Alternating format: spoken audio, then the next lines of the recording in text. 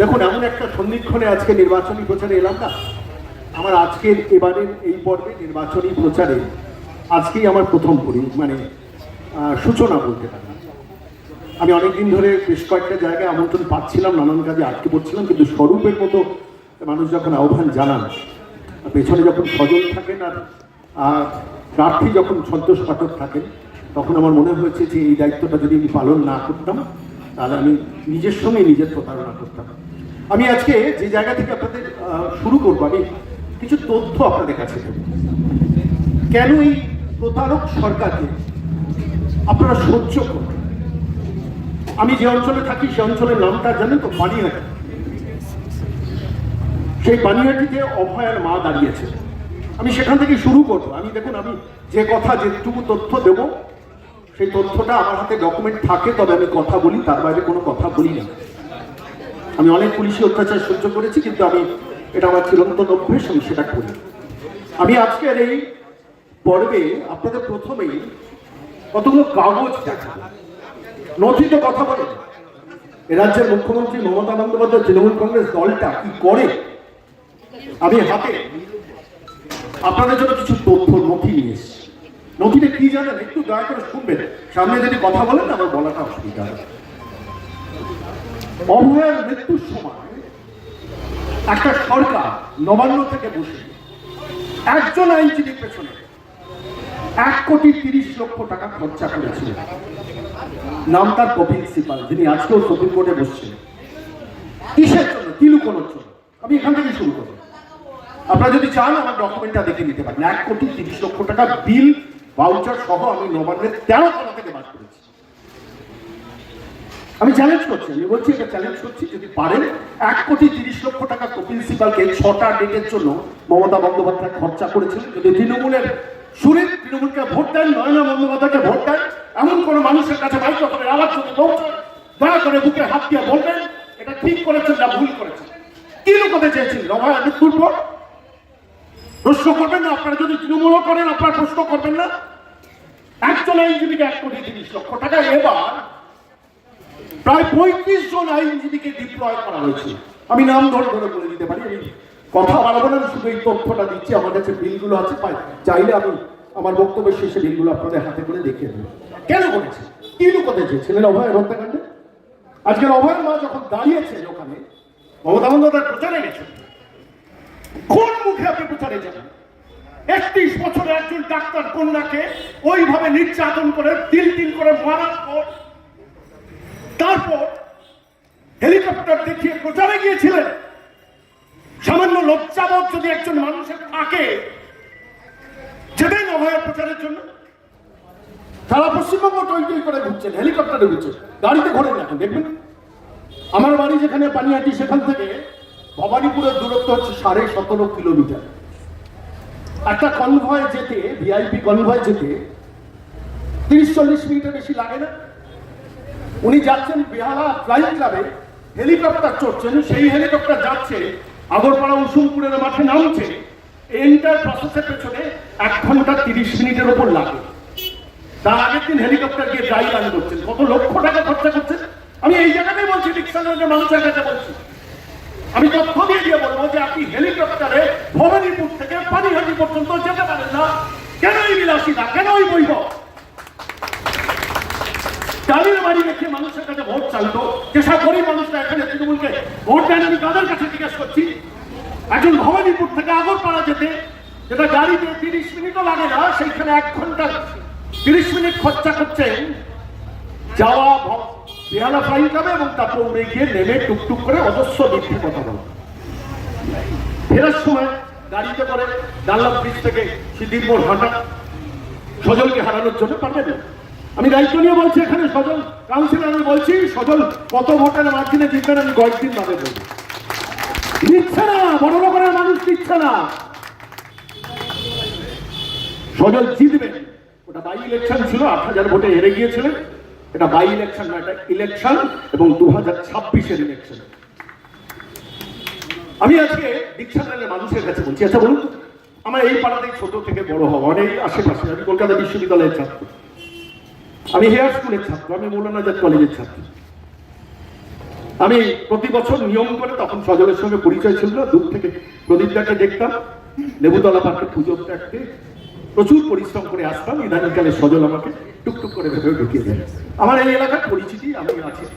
আমার বাবার কলেজ জীবন এই অঞ্চলে কেটেছে, বঙ্গবাসীর ছাত্র ছিল তখন। বঙ্গবাসীরা তো তোলাবাজি ছিল না। এখন বঙ্গবাসী দেখুন, সুরেন্দ্রনাথ কলেজ দেখুন, অ্যাডমিশনে কত টাকা, 15 কোটি টাকার একটা র্যাকেট চলে। নয়না দেবী, আপনি এখানকার কতবারের বিধায়ক, একটু বুকে হাত দিয়ে বলুন। সুদীপ বন্দ্যোপাধ্যায়, আপনি বলুন বুকে হাত দিয়ে, কেন বঙ্গবাসীটা কাটপিনি চলে? কেন ভর্তি করতে গেলে সিন্ডিকেট চলে? কেন বঙ্গবাসী শুনুন না, এই সিন্ডিকেট ভাঙা যাবে না? বিছানা নেমে মানুষকেও সিদ্ধান্ত নিয়ে যাবে। সন্তোষ পাঠককে জেতাতে হবে। আমি বলছি, সমস্ত রাজ্য যদি সারা ভারতবর্ষের পারে, যদি চেন্নাই পারে কখনো ডিএমকে, কখনো এআইডিএমকে, যখন কেরল পারে, কখনো কংগ্রেস, কখনো সিপিএম, পশ্চিমবঙ্গ পারবে না। স্থবিরত্ব না এক ধরনের দুর্নীতিকে গ্রাস করে ফেলে। দেখবেন, আমাকে কেউ সারতে পারবে না, আমার এটা পারিবারিক প্রপার্টি, আমার বাপ ঠাকুরদাদার প্রপার্টি, আমি যা বলবো সেটাই শেষ করব। এই প্রবণতা থেকে না দুর্নীতিটা বাড়বে। আজকে এই দেখবেন, যদি এই সরকার বদলে যায় না, সরকার বদলাবে, এই সরকার বদলে গেলে এই বাস্তু কুকুর, ওই কান কাটা নাক কাটা যারা বঙ্গবাসী সুরেন্দ্রনাথ চালায়, ওই র্যাকেট ভেঙে তছনছ হয়ে যাবে, পালিয়ে কুল কিনারা করতে পারবে না। আমি বলছি, এখানকার গরিব ঘরের যে পরিবারের ছেলে মেয়েগুলো, তাকেও কান কাটাকে ধরতে হবে, নাক কাটাকে ধরতে হবে। কেন? ওয়াই? কি অপরাধ করেছে? রামমোহনের বাংলা, বিদ্যাসাগরের বাংলা, বিবেকানন্দের বাংলা, রবীন্দ্রনাথের বাংলা, সেই বাংলায় দেশবন্ধু চিত্তরঞ্জনের বাংলা, সেই বাংলা কেন এত অন্যায় সহ্য করবে বলুন তো? যে চেয়ারে এক সময় দেশবন্ধু চিত্তরঞ্জন দাস বসছিলেন, যে চেয়ারে এক সময় নেতাজি সুভাষচন্দ্র বসু বসছিলেন, যে চেয়ারে এক সময় ডক্টর বিধানচন্দ্র রায় বসছিলেন, যে চেয়ারে এক সময় জ্যোতির্ময় সেনগুপ্ত বসছিলেন, সেই চেয়ারে ববি হাকিমকে কেন বসান মমতা বন্দ্যোপাধ্যায়? প্রশ্ন করবেন না ডিকশনারির মানুষ? আমি বলছি, নিজেকে প্রশ্ন করুন। আপনি যদি তৃণমূলকে ভালোবাসেন, তৃণমূলকে সরান। নিড অফ দ্য আওয়ার, ওকে সরানো, কারণটা বলে সরকার থেকে সরানো। বিরোধী নেত্রী থাকুন না, পায়ে ব্যান্ডেজ পেতে, মাথায় ব্যান্ডেজ পেতে নাটক অভিনয় করুন না। ভবানীপুর থেকেও যেটা হচ্ছে না, ভবানীপুর থেকেও যেটা হচ্ছে না। অঙ্কটাই বলছে মমতা বন্দ্যোপাধ্যায়, আমি কোনো জ্যোতির্বিদ্যায় বিশ্বাস করি না, প্রেডিকশনে বলছি না, সিমটমে বিশ্বাস করি, রোগে বিশ্বাস করি। ওই ভবানীপুরের মানুষ কিন্তু এবার তৈরি হচ্ছে, ভোটটা হতে। এত ভয় কেন এসআইয়ের? আমি বলছি, তৃণমূল কংগ্রেসে যারা কান খুলে আমাদের এই বক্তব্যটা শুনছেন, একটু বিবেককে প্রশ্ন করুন তো।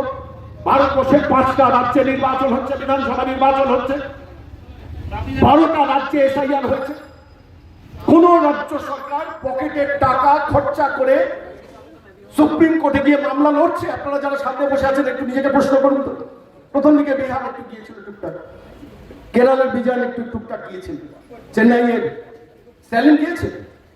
যদি এসআইআরটা আটকানো যায়, বুঝেছেন এসআইআর আটকানো যাবে না, সাংবিধানিক পদ্ধতি সরে এসছে। কেন মমতা বন্দ্যোপাধ্যায় সরছে না? আজকেও আমি তথ্যে বিশ্বাস করি। আমি আপনাদের কাছে বলছি, আজকে সুপ্রিম কোর্টে এসআইআর শুনানি, মোথাবাড়ি শুনানিতে কারা আইনজীবী ছিলেন? কপিল সিব্বাল। কে আইনজীবী ছিলেন? মেনকা গোস্বামী। কে আইনজীবী ছিলেন? শ্যাম দিওয়ান। কে আইনজীবী ছিলেন? সিদ্ধার্থ লুথরা। কে আইনজীবী ছিলেন? কল্যাণ বন্দ্যোপাধ্যায়। প্রত্যেকে নিজের প্রাপ্য ফিসটা বুঝে নেন। সুপ্রিম কোর্টে জাস্টিস সূর্য আকবর বেঞ্চে 2 দফায় যারা লাইভ স্ট্রিমিং, আমার লাইভ স্ট্রিমিং শোনা অভ্যেস আছে, আমি দেখছিলাম 25-30 জনের আইনজীবী দাঁড়াচ্ছেন। শুধু আজকে দাদা, আপনারা চপের দোকান চালান, ঘাম মুছতে মুছতে আমার বক্তব্য শুনছেন। আপনি বলুন তো, একটা সরকার একদিনে কত কোটি টাকা খরচা করলো কেউ ভেবে দেখেছেন? তৃণমূল কংগ্রেসের যারা কর্মী বাহিনী সমর্থক এখনো দিদি দিদি দিদি দিদি দিদি দিদি দিদি দিদি দিদি করতে করতে দিন কাটে, তারাও নিজেকে প্রশ্ন করুন, একদিনে সুপ্রিম কোর্টে কেন 3 থেকে 3.5 কোটি টাকা একটা রাজ্য সরকার কোন অপরাধে খরচা করেন? আমার আপনার ট্যাক্সের দেওয়ার টাকা, ওটা ভবানীপুরে বই বিক্রির টাকা নয়। প্রশ্ন করবেন না আপনারা? তৃণমূলকে প্রশ্ন করুন, নিজের আয়নার সামনে দাঁড়িয়ে প্রশ্ন করুন। আপনার স্বামী যদি তৃণমূল হয়, আপনি স্ত্রী, স্বামীকে প্রশ্ন করুন যে একদিনে 3 কোটি 3.5 কোটি টাকা খরচ। আপনার, আমি লিগাল এক্সপেন্সেস জানি, আমি অ্যাডভোকেটদের সঙ্গে মানে ভালো মতো বেশি বলে বলছি, কার কত ফিস আমি জানি। তো দেখালাম যে 6টা অ্যাপিয়ারেন্সে কপিল সিবাল 1,30,00,000 টাকা দিয়েছেন। শুধু অভয়া মামলায় এই রাজ্য সরকার ওই 6 দিনে 15 কোটি টাকার উপর খরচা করেছে। আমি বলছি না, আমি নথির ভিত্তিতে কথা বলছি। কি অপরাধ করেছেন এই বাংলার মানুষ বলুন তো? আমি বলছি তাড়াতে হবে, ভূত তাড়াতে হবে না, চোর তাড়াতে হবে না, ডাকাত তাড়াতে হবে না, লুটেরাদের তাড়াতে হবে বাংলার মাটিতে। কি অপরাধ করেছেন শিক্ষিত বেকাররা বলুন তো বাংলার মাটিতে দাঁড়িয়ে? 65 লক্ষ পরিযায়ী বাঙালি বাংলার বাইরে। বাঙালি বাংলা এখন বৃদ্ধাবাসে পরিণত হবে। আগে বিধাননগরকে আমরা বলতাম যে ওটা হচ্ছে বৃদ্ধাবাস, সারা পশ্চিমবঙ্গটা বৃদ্ধাবাস। আর সিন্ডিকেট, কমিশন, তোলাবাজি আরেকটা রাজকারালি চলে, যারা নির্বাচনের সময় ভোটটা লুট করে।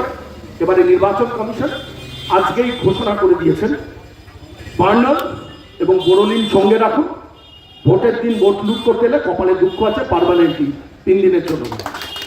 বলবেন নির্বাচন কমিশন ডিস্ট্রিক্ট ইলেকট্রাল অফিসার আজকে দক্ষিণ কলকাতা, তিনি একদম টুইট করে মেসেজ দিয়ে দিয়েছেন, বার্নার এবং বোরোলিন অ্যাডিকুয়েট রাখুন, তাতেও জ্বালা জুড়বে না, সারা জীবনের মতো শিক্ষা দিয়ে দেবে। ওই বঙ্গবাসী যারা চালান, যারা সুরেন্দ্র চালান, তাই তো ভোট লুট করতে নামেন। এই নরেন্দ্র বন্দ্যোপাধ্যায়ের কে সোনা বাপু বলুন তো বাংলার রাজনীতিতে? এখনো যে সব বাঙালি সেন্টিমেন্ট তৃণমূলের সঙ্গে আছে, আমি তাদের বলছি, বুকে হাত দিয়ে প্রশ্ন করুন, সোনা বাপুরা কারা? আমার সহকর্মী ছিলেন, একই অফিসে চাকরি করেছি আমি, 3 দশক আনন্দবাজার পত্রিকা বিজ্ঞাপন দপ্তরে চাকরি করেছি। আমার সহকর্মী ছিলেন, মানুষটির নাম সুপ্রতিম সরকার, কলকাতার পুলিশে কমিশনার ছিলেন। যখন সোনা বাপু ওই ঘটনা ঘটলো, টিভির পর্দায় যখন বললেন যে কাউকে রেয়াত করা হবে না, তখন একটা অভয় হলো। এই তো এতদিন ধরে বিনীত গোয়েলকে দেখেছি, মনোজ ভার্মাকে দেখেছি, এবার অন্তত একটা ভদ্রলোক, আমার একটু আস্থা আছে সেলফি পেতে, ওর দাদার সঙ্গে আমার ঘনিষ্ঠ কাছে সব্যসাচী। আমার কোনো একটা জায়গায় মনে হয়েছিল যে এই সুপ্রতিম বোধহয় বদলাবে, কাউকে রেয়াত করা হবে না। তারপর কি শুনলাম আমরা, দেখলাম সোনা বাপুকে ধরতে পারছে না, ভাবতে পারছেন? 27 জনকে ধরেছে, সোনা বাপু লাইভ করছে, ধরতে পারছে। ওই সোনা বাপু ভবানীপুরের বাই ইলেকশনে প্রিয়াঙ্কা টিগ্রওয়ালকে হারানোর জন্য ভোট লুট করতে গিয়েছে। ওই সোনা বাপু দেবাশিস কুমারকে ভোট লুট করে। ওই সোনা বাপুর টিম, হয়তো সোনা বাপু না অন্য টিম, নয়না বন্দ্যোপাধ্যায়ের নির্বাচন মিটিং করতে আসে। এবার এরা মতো হতে পারে। সেই সুপ্রতিম সরকারের কথা বলছি, কত ভালো লোক কিভাবে খারাপ করেন মমতা বন্দ্যোপাধ্যায়, এটা একটা উদাহরণ। বলে কাউকে রেয়াত করা হবে না, সোনা বাপুকে ঢুকে গেছে। কসবা থানায় লিখিতভাবে বলা হয়েছিল দাগি অপরাধীদের নামের তালিকা দিতে, তার ওসি চেপে গেল ব্যাপারটা। নির্বাচন কমিশন লড়লো, কসবা থানার ওসিকে সাসপেন্ড করল। এটা কি কসবা থানার ওসি পাও না বলুন তো? ভালো ভালো পুলিশ অফিসাররা কিভাবে খারাপ হয়ে যায়। আমার পাড়ায় অভয়ের মাকে গিয়ে অভিষেক গুপ্তা ডিসি নর্থ টাকা দিতে গিয়েছে, যে মেয়ে মারা গেছে, আপনি কথা বলবেন না, টাকাটা করুন। অভয়ের বাবা প্রত্যাখ্যান করেছে। কেন একজন পুলিশের আইপিএস অফিসার ঘুষ দিতে যাবেন কন্যাহার বাবাকে? কে করিয়েছেন? ঝাড়গ্রাম থেকে ওই মহিলা বসে বসে করিয়েছে। আমি বলছি বাংলার কৃষ্টি সংস্কৃতি এটা ছিল না। আমি যারা পুলিশের অফিসাররা কেউ কেউ হয়তো মাইক্রোফোনে কানে শুনছেন, একটু বুকে হাত দিয়ে বলুন তো, নজরুল ইসলাম তো আইপিএস অফিসার ছিলেন, পঙ্কজ দত্ত মেরে ফেললেন লোকটাকে বর্তমান আইপিএস অফিসার ছিলেন, দময়ন্তী সেন আইপিএস অফিসার ছিলেন। ভালো ভালো আইপিএস অফিসারদের শেষ করেন এই মহিলা। নাম ধরে ধরে বলতে পারি, কিন্তু আজকে নির্বাচনী প্রচারে সেটা বিষয় নয়। বলছি বাংলাটাকে কোন পথে নিয়ে যেতে হবে ডিকশন লেনের বাসিন্দারা ভাবুন।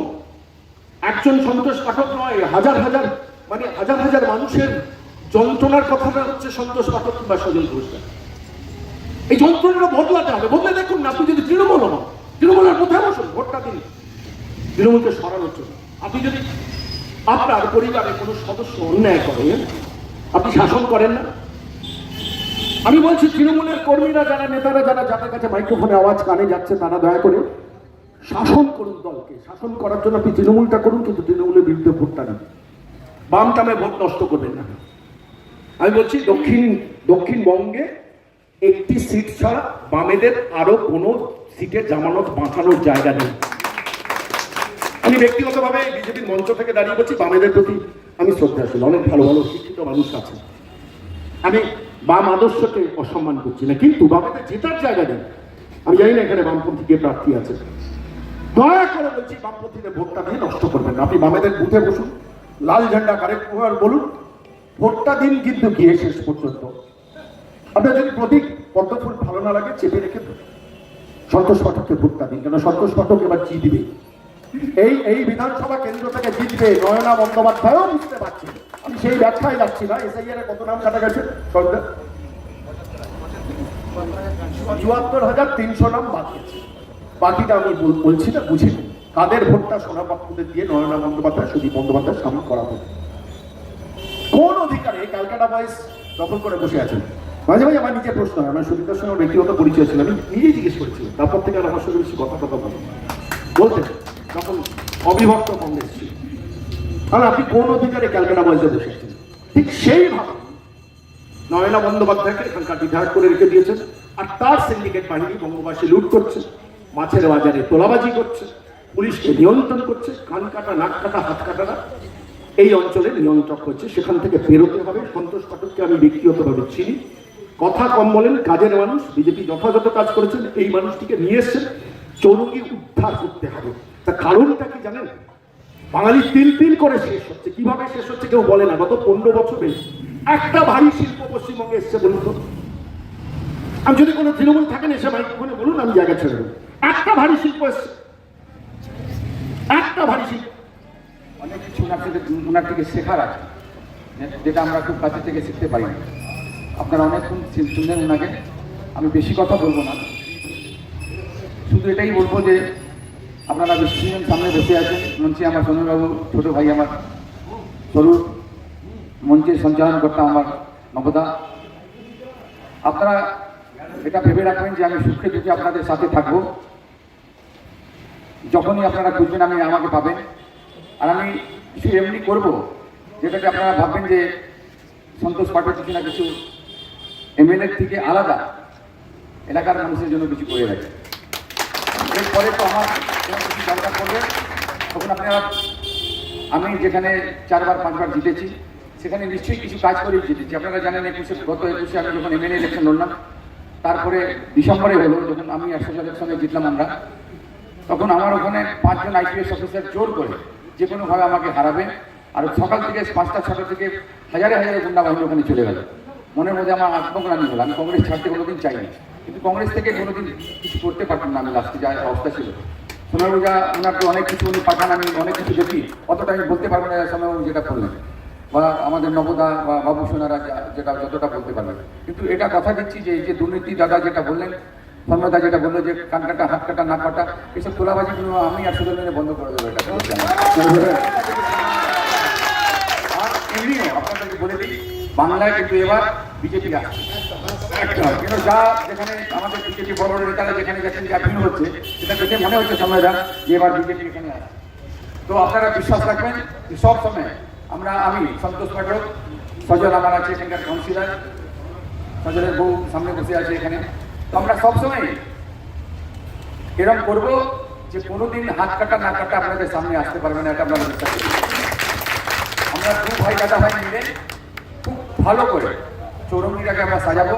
আর যেটা সৌম্যবাবু বলে গেলেন, খাদ্য থেকে নিয়ে, শিক্ষা থেকে নিয়ে, স্বাস্থ্য থেকে নিয়ে যা দুর্নীতি যা বাংলায় যা করে গেল 11 থেকে 26-এর মধ্যে, আপনারা নিশ্চয়ই পেপারের মাধ্যমে বা আরও কিছু সব আপনারা টিভির মাধ্যমে, ফেসবুকের মাধ্যমে আপনারা দেখেছেন। যেরকম বললেন উনি অভয়ার যে কাণ্ডটা হলো আরজি করে, আমিও একটা মেয়ের বাবা, ছেলের বাবা, আমিও কোনোদিন চাইব না যে আমার ছেলে বা মেয়ে এরকম কোনো ঘটনা ঘটুক, যেভাবে ওকে হত্যা করা হলো রেপ করে। সেসব ওনার কাছে কিন্তু কিছু নেই, ওনার কাছে কিছু নেই। মমতা ব্যানার্জি এসব কিছুই ধ্যান দেন না। উনি যদি ধ্যান দিতেন তাহলে আমরা যেটা ভেবেছিলাম 11 সালে যে বদলা নেব না আমরা কোনোদিন।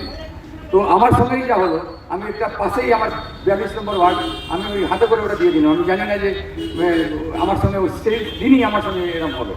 তো আমি বেশি কিছু বলবো না, আপনাদের কাছে ভোট প্রার্থনা করবো।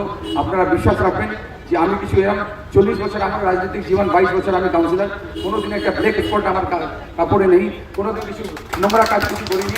এটা আপনারা বিশ্বাস করবেন, বিশ্বাস রাখবেন যে আমি আমার তরফ থেকে যেটা মেয়েদের থেকে বেশি যেটা হয় সেটা আমি করে আপনাদেরকে এখানে দেখাবো। এই বলে আপনাদেরকে প্রার্থনা করে, আপনারা যারা শুনছেন বেশি শুনেন, সবাইকে প্রণাম করে আমি আমার বক্তব্য শেষ। জয় শ্রীরাম।